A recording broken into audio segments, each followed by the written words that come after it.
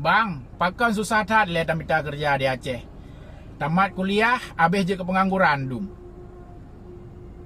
Nyihan karena di Aceh memang hana lapangan kerja. Yang le tanya yang ke lapangan bola nge lapangan upacara. Ya ada pudayang. Pat lapangan kerja, pat tak lamar kerja, hana pu harap na di Aceh.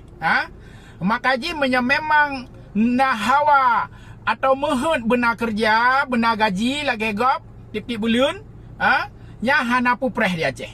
Hana pu preh na lapangan kerja di Aceh. Bekle fikir panjang. Kebah nang raja merantau. Berangkat laju kedeh u Sumatera Utara, jauh Jawa atau jauh Malaya. Lagi rakan-rakan lain yang sukses di perantauan.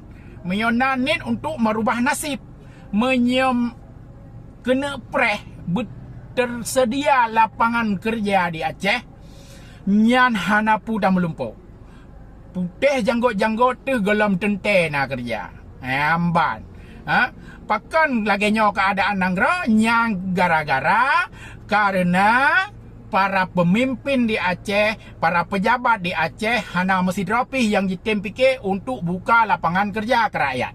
Dia waknyan asai keaman lapangan kerja droi kabere.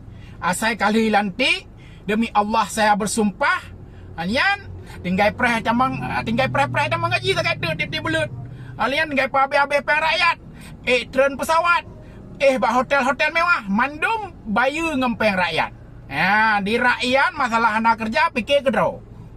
Ipegah tu ekonomi Aceh tidak maju-maju. Jalan di tempat hakiban pandai maju ekonomi.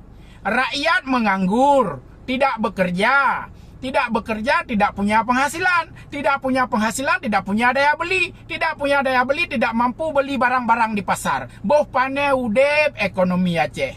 Yang kelagenyo nasib Aceh yang kelagenyo keadaan Aceh lawinyo. Yamban.